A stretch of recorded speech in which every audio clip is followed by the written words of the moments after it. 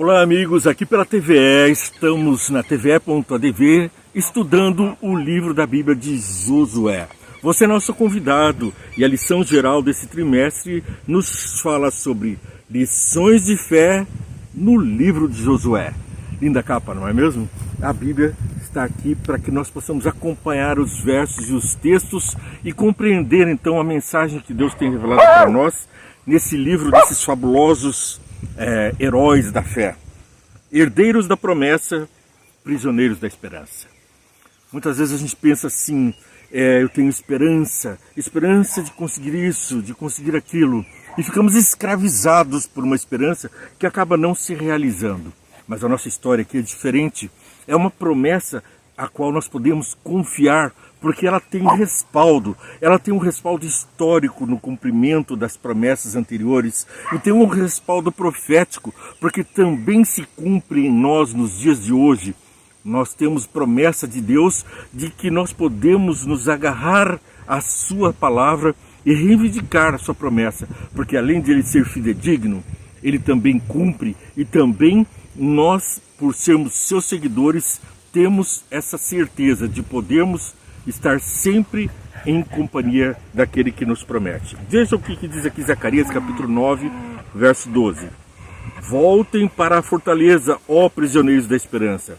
Também hoje anuncio que lhes restituirei tudo em dobro. Lhes restituirei tudo em dobro. Que promessa maravilhosa. Você perdeu alguma coisa, está lamentando. Passei agora por uma amiga que eu gosto muito, e ao falar com ela sobre o assunto da lavagem no carro, ela me falou que não respondeu a minha mensagem porque o filho dela tinha morrido. Me cortou o coração. Morreu um moço num acidente de carro. Deus vai restituir em dobro, não só porque Ele volta, não só porque Ele vem para te atender, para nos consolar, mas principalmente porque tem a promessa de uma nova vida, de uma nova oportunidade, graças à graça de Jesus, graças ao sangue de Jesus, que não foi uma graça em vão, uma graça de graça, foi uma graça paga com alto preço, o preço do sangue do nosso Senhor. Mas voltem, lhes restituirei em dobro. Que alegria a gente ter essa confiança de que Deus é um Deus que paga a aposta e paga em dobro. Capítulos 13 a 21 de Josué contém as listas muito grandes, bem detalhadas, das possessões de terra que caberiam a cada uma das tribos de Israel na Nova Jerusalém, na Nova Terra, aliás, desculpe, na Jerusalém prometida.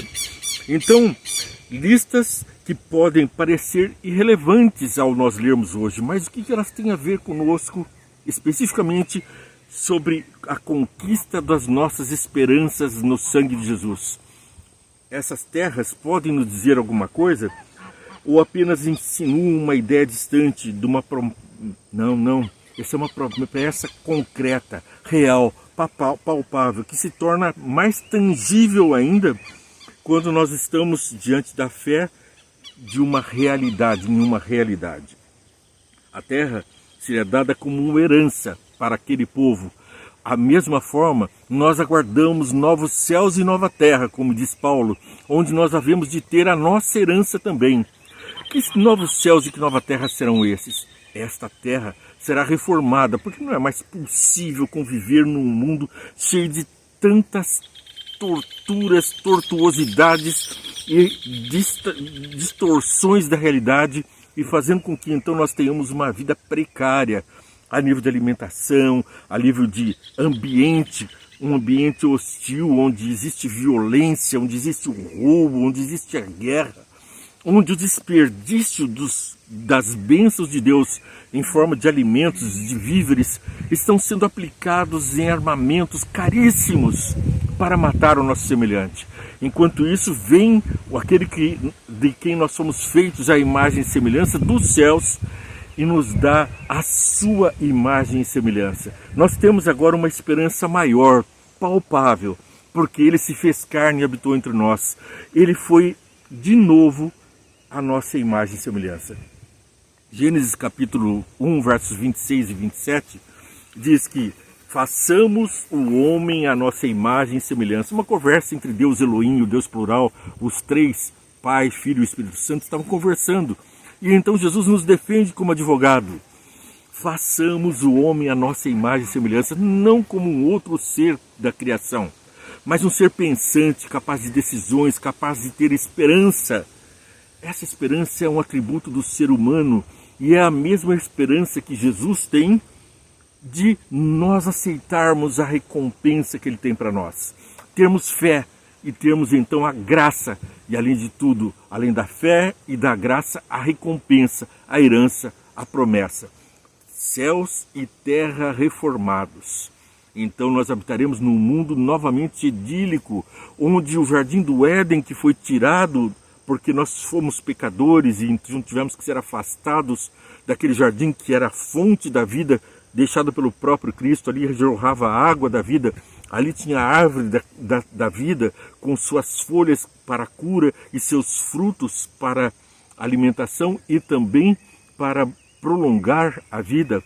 Agora nós estamos fora desse contexto, mas dentro de um outro contexto da videira, a videira que é o próprio Jesus, que traz para nós uma nova realidade. Aquele que prova desse fruto, que prova dessa água, jamais terá sede. Aquele que prova do fruto torna-se não uma semente, mas um ramo da própria videira que é Jesus. A mesma natureza, a mesma essência, passamos a partilhar a existência nessa terra como Jesus também viveu.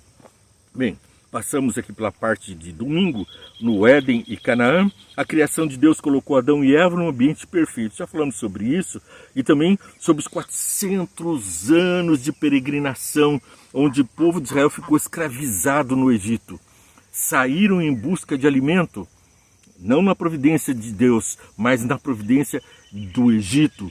E ali, então, numa era de muita fome, foram buscar alimento no Egito e ali permanecendo, enraizaram, pegaram amor pelo mundo. Nós estamos assim, pegando amor pelo mundo. Estamos deixando de parte o estudo da palavra de Deus para podermos nos encantar com as maçãs, com a banana podre do diabo, aquela fruta proibida que ele nos oferece, sendo então uma forma de pecado, uma forma que está ali apenas nos trazendo uma ilusão, quando na realidade nós somos regados com o sangue da vida, o sangue de Jesus. Bom, 400 anos esperando para possuir a terra, e agora estavam de frente dela, frente a frente com a realização da promessa. A terra como dádiva é o tema de hoje. Nós estamos então lendo aqui Êxodo capítulo 3, verso 8. Vamos abrir a nossa Bíblia. Eu te convido a abrir a sua aí também para conferir, porque aqui a gente lê, fala, interpreta, mas mostra o texto e o contexto. Não é fala da boca para fora, de homem. Mas 3:8. Por isso desci para livrá-los das mãos dos egípcios e tirá-los daqui para uma terra boa e vasta, onde manam leite e mel, a terra dos cananeus, dos hititas, dos amorreus e dos ferezeus, dos heveus e dos jebuseus. Esses povos de tanta maldade, de tanto sacrificarem crianças em holocausto a falsos deuses, de tanto pilharem, eram povos de guerra, eles saqueavam aqueles que produziam. Parece um pouco os nossos, não, nem vamos falar, né? Os nossos políticos de hoje. Alguns deles, né? Uma boa parte deles, eles estão ali para saquear aquilo que você produz. E então, em torno disso aí, é que esse povo lá antigo vivia. Eles matavam aqueles que produziam, botavam fogo em suas produções e roubavam, pilhavam. Eram verdadeiros gafanhotos, eram verdadeiros terrores, homens de guerra, sanguinários. Tinham prazer na morte, na perversidade de homens, animais e de crianças. Não tinham mais a semelhança de Deus. Foram feitos à imagem e semelhança de Deus, os seus antepassados, mas trocaram pela banana podre uma nova feição, deixaram de ser filhos de Deus para serem meras criaturas que se desafeiçoaram, não tinham mais a personalidade, não tinham mais o rosto de Jesus e estavam agora a praticar as obras do maligno. Por isso perderam a terra. Por quê? Porque a terra não é nossa, não é minha, não é sua. A terra é uma dádiva, um empréstimo divino para que nós sejamos mordomos a administrar tanto os bens como os animais, de forma que os nossos bens devem servir também os nossos semelhantes e devemos amar os nossos animais, porque o justo preza pela vida dos seus animais. É o que diz o salmista.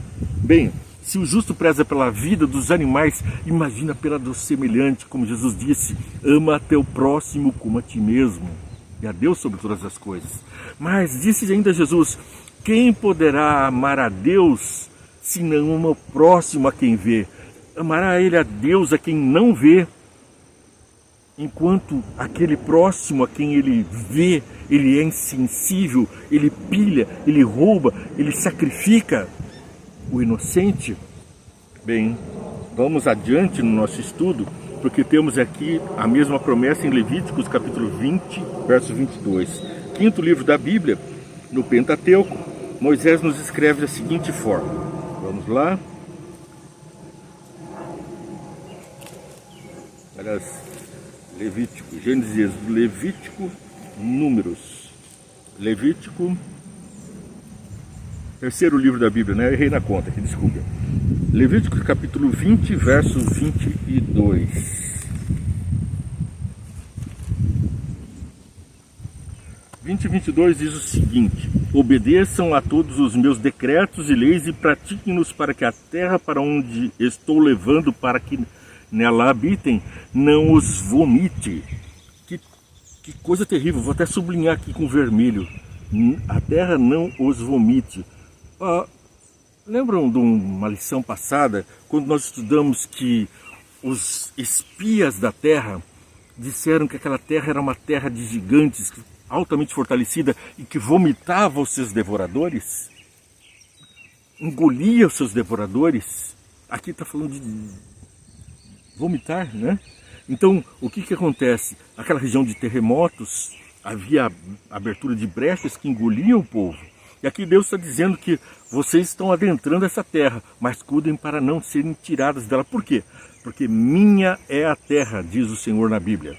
É Ele quem fez a terra, é Ele quem é dono dela, e Ele dá a quem quer. E a quem Ele quer dar? Vamos repetir aqui, Levíticos, para que a gente não seja vomitado da terra. Pratique, obedeçam a todos os meus decretos e leis e pratiquem-nos para que a terra para onde estou levando, para nela habitar e não os vomite. Aqui é uma lição de direito, pessoal. Eu gosto de falar da Bíblia contextualizando com a nossa realidade. Como advogado, eu vejo aqui uma situação. Um povo desterrado, escravo, sem terra. Um povo sem terra não tem uma personalidade, ele não tem uma identidade de povo. Ele não tem, por exemplo, uma saúde, como por exemplo em outros lugares. Existem lugares inóspitos na terra, onde as pessoas morrem cedo, adoecem. Também existem lugares onde as pessoas são longevas e vivem também em certos lugares em aflições, guerras, enquanto outros lugares são pacíficos e tem exuberância, onde a gente percebe a mão de Deus. Também o temperamento das pessoas é moldado de acordo com as suas companhias. Lembra do neurônio espelho que nós falamos na semana passada? Pois agora nós estamos falando dessa mesma situação, onde um povo habita um lugar e fruto do que ele come, fruto das substâncias que a terra dá, excesso, falta ou o adequado nutriente, ele pode fazer diferença, inclusive no temperamento, se a pessoa vai ser longeva, se vai adoecer, falta de nutrientes na terra, excesso de nutrientes. Tudo isso forma um contexto do lugar. E as nações são diferentes. A gente frequentemente fala dos brasileiros como sendo um povo mais tranquilo, um povo, enquanto a gente fala de povos belicosos, povos que estão prontos para serem rudes, mais duros, menos coração, menos sentimento. Bom, são coisas que têm a ver com a terra, identidade de um povo vinculado com a terra. Então o território, que é uma nação, que é um lugar de Deus, ele dá para nós, mas determina inclusive a profissão das pessoas, pois um lugar que é cheio de lagos, de águas, lagos, um lugar lacustre, o que acontece ali? As pessoas habitam até em canoas, em palafitas, como nós vemos ali no Amazonas, como nós vemos em certos países, pessoas se habituam a viver naqueles lugares. Nós vemos pessoas que se habituam, como os esquimós, a viver em um lugar que nós não conseguiríamos sobreviver, ou em desertos. Então, esses lugares determinam o futuro dessas pessoas.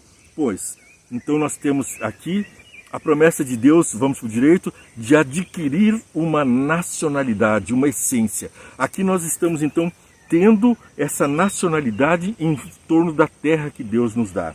Por outro lado, vomitar da terra quer dizer perder a nacionalidade, ser extraditado. Foi o que aconteceu com aqueles povos que nós vemos agora há pouco, os hititas e outros mais. Eles foram extraditados porque eram maus demais para permanecerem num lugar tão bom como foi Canaã. A terra que emanava leite e mel agora estava vomitando aquele povo que praticava tanto mal, continuamente mal. Porque seus pensamentos são maus, continuamente maus, diz a Bíblia. E agora nós precisamos ser restaurados, repito, a imagem e semelhança de Deus. Então nossos pensamentos têm que ser de altruísmo, de bondade, de viver com as pessoas. Pois bem, se você viola a lei, vamos dizer, você foi naturalizado. Frequentemente estudamos agora pessoas que estão saindo do Brasil e fugindo para os Estados Unidos ou para outros lugares, outros países. Mas se essas pessoas chegam lá e querem viver a vida como vivem aqui no Brasil, sem obedecer às leis daquele lugar, eles vão ser recebidos, mas vão ser vomitados da terra, vão ser extraditados. Então nós temos como ser naturalizados, mas podemos também ser extraditados. A mesma coisa acontece nos tempos bíblicos, nada de novidade. Deus também reconhece a nossa nacionalidade e nos dá uma terra que emana leite e mel. Mas se nós não guardarmos os seus mandamentos, seremos extraditados. Nada de difícil. Havia uma relação especial entre Deus, Israel e a terra. A terra de Deus como um presente, não como um direito inalienável.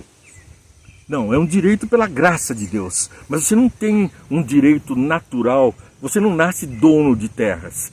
A terra lhe é dada para viver nela, para cuidar dela pelo dono da terra, que é Deus. E Ele dá a você, mas da mesma forma que Ele dá, se você não guarda os seus mandamentos, não cuida da terra, não ama os animais, mata as criancinhas, sacrifica adorando aos outros deuses, se você não tem a Deus sobre todas as coisas, se você fala o nome de Deus em vão com músicas, piadas, se você adora ídolos no lugar de Deus, se você não guarda os mandamentos dele, inclusive quanto ao dia de descanso, que é o sábado, se você fala o nome de Deus em vão e pratica essas 4 ordenanças que são proibidas pelos primeiros 4 mandamentos, você vai violar também o não honra teu pai e tua mãe. A Bíblia, Deus manda honra teu pai e tua mãe. Ele, como primeiro pai, no 5º mandamento, ele faz a ponte de ligação com o 4º mandamento. Ali está então o Pai dos céus, no 1º mandamento, o